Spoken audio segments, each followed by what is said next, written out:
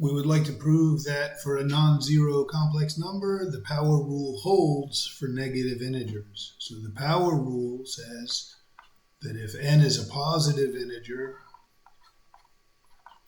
then if f of z is the power function z to the n, then the derivative is nz to the n minus 1. So we would like to show that this also holds if n is negative. So let's just assume n is positive still and consider the function f of z equals z to the negative n. That'll give us a negative power. So instead of assuming that the variable n is negative, we'll just put the negative sign in. So we would like to want to show that f prime of z follows exactly from this formula. So negative n z to the negative n minus 1. That would be the power rule, where the exponent is negative. And that's the same as negative n over z to the n plus 1. So first we'll do it for z0, and then we'll convert the z0 into a z. So let's let f of z is this function here. So f prime of z is the limit.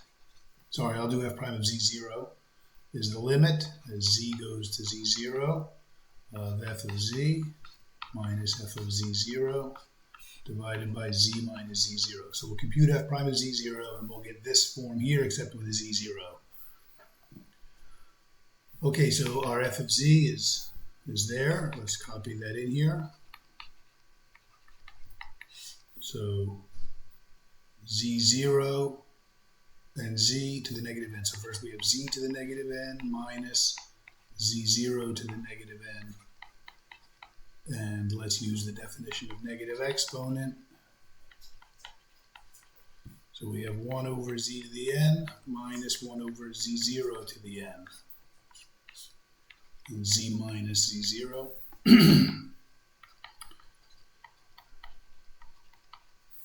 So now we subtract, and we get z0 to the n minus z to the n over the product z to the n, z0 to the n, and then when we divide, the z minus z0 ends up in the denominator, so let's take care of that too. Now the key is the factorization, the difference of nth powers.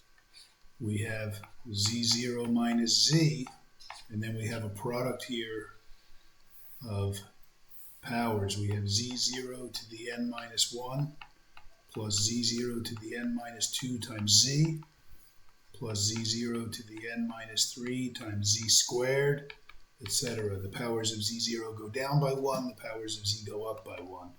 So the next to the last is z0 times z to the n minus 2, and the very last is just z to the n minus 1. So we get a lot of terms there in the numerator. How many terms exactly we need to know. So the powers of z, for example, go from 0 up to n minus 1. So that's n numbers. So there are n terms. And that n is going to be important because that's going to give us this n that we have there in the numerator.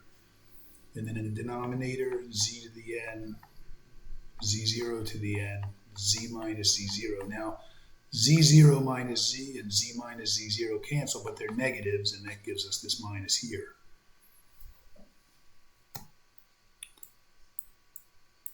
So this is equal to limit z to z0. Actually, now that I've canceled it, I don't even need the limit. I can just compute the limit by plugging in. We have a negative.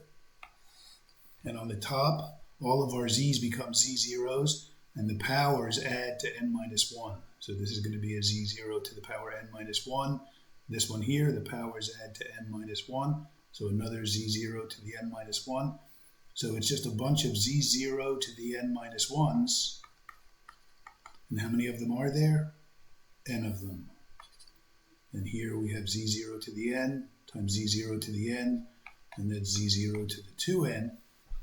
And finally, if we subtract this power on top from the power on the bottom, we get z0 to the power 2n minus n minus 1, which is n plus 1. And that is the form that we wanted. That's the same as negative n minus 1 up top. And that is the power rule. There it is, and there it is. And then finally, we could just say f prime of z has a z instead of a z0 and get this exact form. So there it is with the z0. That's f prime of z0. So f prime of z0 is negative n over z0 to the n plus 1 to write it nicely. And so f prime of z is negative n over z to the n plus 1. And this is valid as long as z is not 0.